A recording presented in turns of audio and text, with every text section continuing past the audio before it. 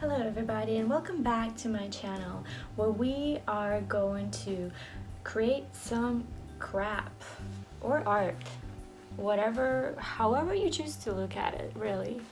On today's episode we're gonna hide our saggy titties and we're gonna pass some kidney stones. Wow, that wasn't as cool as I thought it would be. We're going to paint some skateboards. I've never done this before. Let's pop my cherry.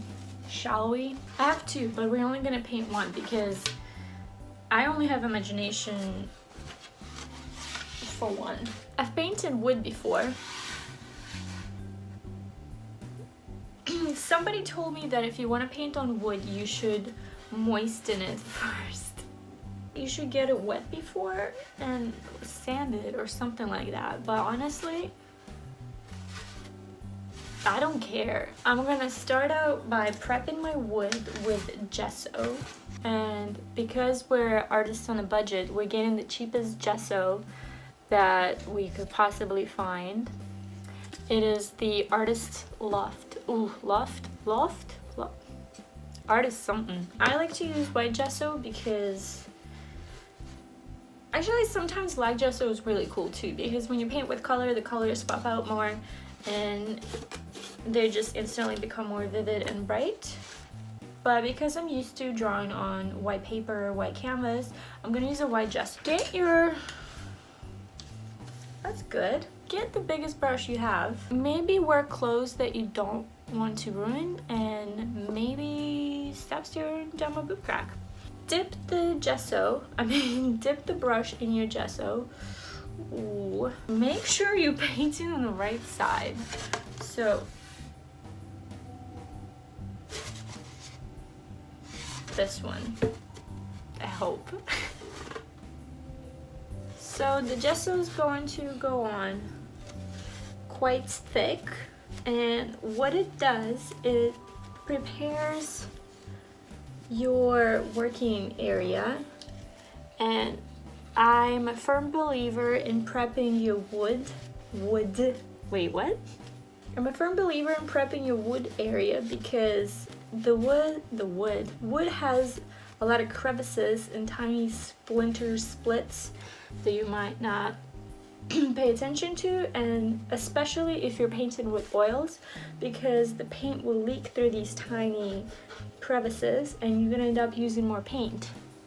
And paint is expensive, so prep your goddamn wood. So I'm just going to slob it all around. Ooh, so thick. Oh my god, it's because it's not wet, it's like extra thick. That's what she said. I am also a firm believer in saying that's what she said, being a she, because to me personally, that makes me take control and be an alpha in the situation. Does that make any sense? That's to me. Make sure you coat every little areola. Get weird things out of here. Like, what is that? Yucky. If you're painting on carpet, make sure you cover that carpet up. Unless you're rich and you don't give a fuck if you get your deposit money back. Okay. This is coming way too close to my pants, so I'm just gonna put this down a bit. Ooh. Do you ever wonder what it's like to be a child star and have more money than your parents? Do you think some of the child stars are like actually very mean to their parents because they bring home the bread, so the parents are technically the slaves? Do you ever wonder about these things? And so when you coat your board, is this the right side?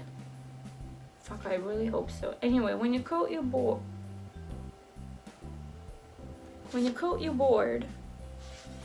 make sure there's no hair in it. Treat painting as you would treat cooking. Tie your hair up. But if you're gonna just eat it yourself, then who cares? Maybe if part of my DNA is in this, I could make it more expensive. You could look many ways at it. If you ever wonder how I got these abs still, I don't. This is just fat. under the perfect lighting, it will make you look like abs. Now we wait for this to dry. If you want to speed up the drying process, you may put some fan action on it, which I might actually do. I ain't got time for waiting. Waiting is a little waste of time. People who wait for shit and don't make shit happen are losers in life. Lesson number 1. So I got my board and it's already all dry and rough as fuck. Probably because we didn't sand it, but that's okay. I decided to do something Rick and Morty related just because it really suits me and my, I guess, artistic character. I found this image, I don't know if you can see right here, on Instagram, and I'm gonna play around with it. I'm not gonna necessarily recreate the entire thing because I feel like it's too messy and weird. I'm gonna freestyle it. So I'll use the 2 characters here, and the rest I shall freestyle. Let's see where this takes me. I got my pencils of all sorts. I got my magic eraser. It's not magic, it's just an eraser. And I got my beer, and I got my water, and let's get started. So you can't even really see. I'm sorry, clearly an amateur. You can't really see much of the drawings, I guess. Oh, it's because I haven't even drawn that part yet. Here I am just speed painting. This is actual footage, actual speed of how fast I draw, and if you don't draw this fast, then get out of here. I'm just drawing random planets, and that moon right there, let me tell you, that motherfucker took me so freaking long to paint.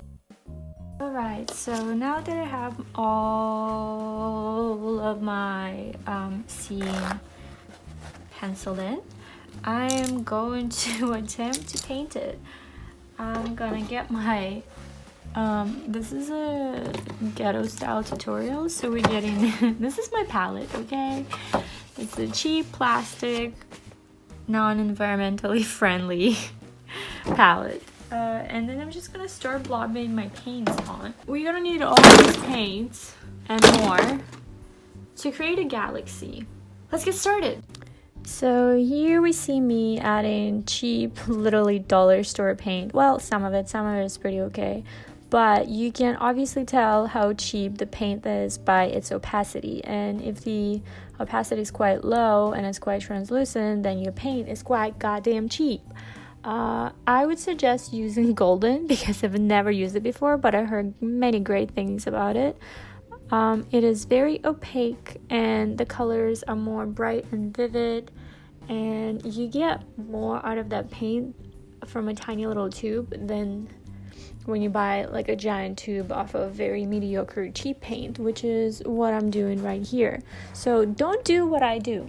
Very bad at not smudging, but what do you call this? Blending. I'm not so good at blending colors, and I find if you want to get a very cool blendy look, I would suggest using oil paints because they're much softer than acrylics. Personal opinion. Acrylics tend to obviously dry out faster, so you can't really fix your mistakes once it's dry. You just have to add a whole brand new layer on top of it, and it's a pain in the ass if you want it to be very soft and blendy from the very get-go. So here I am painting the sun, and I just decided to go for the marble look, so I didn't really mix the paint. I just kind of dabbed my brush into the yellow and orange and just put it straight into the board. And here's the painful moon. I tried to paint this thing so many freaking times, and I'll let you in on a secret. Is that how you say it? I don't know. But basically, if you want to achieve a more, I guess, eye-catching look of something that you're painting, I suggest do not use the actual, I guess, picture of a moon. Use a drawing of a moon or whatever it is you're trying to paint, because whoever drew that drawing or a painting, they would capture oh god, I'm so bad at this and the video is going so fast. But anyway, I like to use drawings or paintings of certain things as a reference because they capture the things that I'm trying to capture in my painting much better than an actual photo of something that I'm trying to paint. Does that make any sense? I hope it did, because I'm really bad at explaining shit. And here's my burger planet, and I try to make the lettuce look more realistic, I guess, by adding it like little furry lines and little waves like a lettuce would do. And of course some sesame seeds on top, and then get some shadows underneath your burger meat and some highlights on your bun. And then I'm just trying to add more color to one of the planets and give it some dopey eyes for that extra character. You know, don't be afraid to experiment and just freestyle it, because I don't know what just happened to my voice. It like cracked. I put way too much effort into that smoke. Shouldn't have.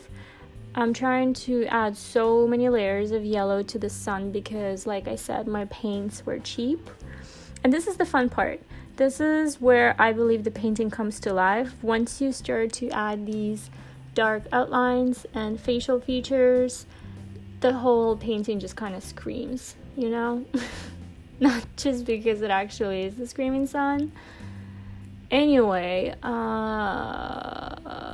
just watch me paint.